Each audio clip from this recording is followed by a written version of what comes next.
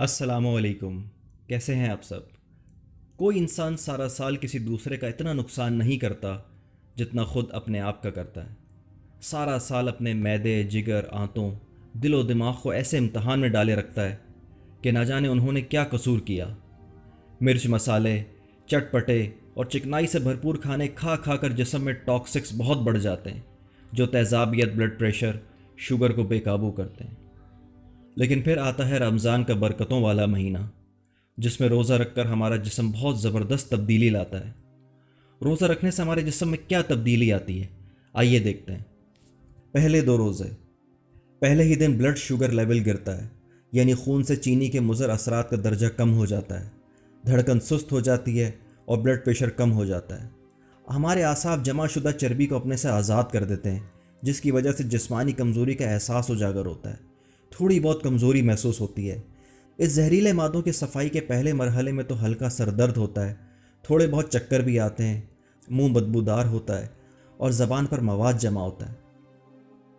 تیسرے روزے سے 7ویں روزے تک جسم کی چربی ٹوٹ پوٹ کا شکار ہوتی ہے اور پہلے مرحلے میں گلوکوز میں تبدیل ہو جاتی ہے۔ بعض لوگوں کی جلد ملائم اور چکنی ہو جاتی ہے، جسم بھوک کا عادی ہونا شروع ہوتا ہے اور سال بھر مصروف رہنے والا نظام ہضم تھوڑی آزادی محسوس کرنے لگتا ہے۔ آپ کے جسم کے وائٹ بلڈ سیلز قوت مضافت میں اضافہ کرتے ہیں۔ کبھی کبھی سینے میں یا پھیپھڑوں میں ہلکی سی تکلیف محسوس ہوتی ہے، لیکن گھبرانے کی بات نہیں۔ یہ اس بات کی نشانی ہے کہ جسم سے زہریلے مادوں کی صفائی کا عمل شروع ہو چکا ہے، اور ساتھ ساتھ آنتوں کی صفائی اور ان کی مرمت کا کام بھی شروع ہو جاتا ہے، اور ان آنتوں کے اندر لگا زہریلا مواد ڈھیلا ہونا شروع ہو جاتا ہے۔ 8ویں روزے سے 15ویں روزے تک آپ پہلے سے زیادہ توانا محسوس کرتے ہیں، دماغی طور پر چست اور ہلکا محسوس کرتے ہیں۔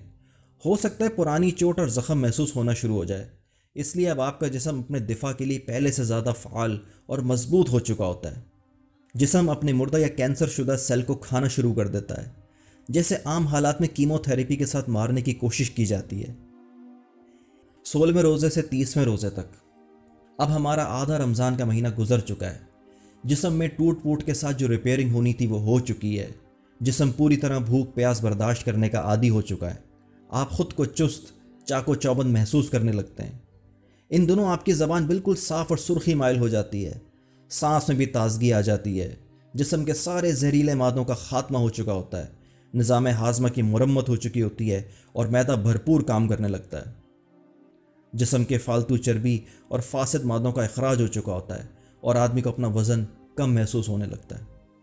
بدن اپنی پوری طاقت کے ساتھ اپنے فرائض ادا کرنا شروع کر دیتا ہے۔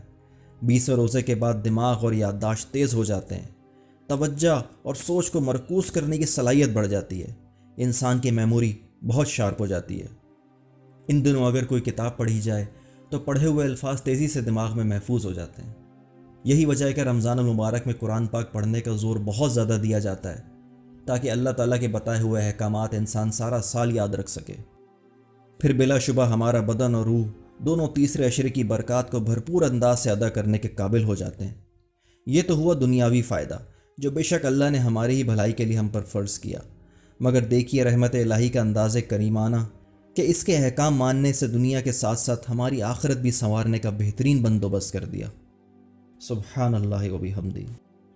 ویڈیو پسند آئی ہو تو لائک ضرور کریں، اور اگر آج تک سبسکرائب نہ کیا تو سبسکرائب کا بٹن ضرور دبائیں اور مفید باتیں پھیلانے میں ہمارا ساتھ دیں۔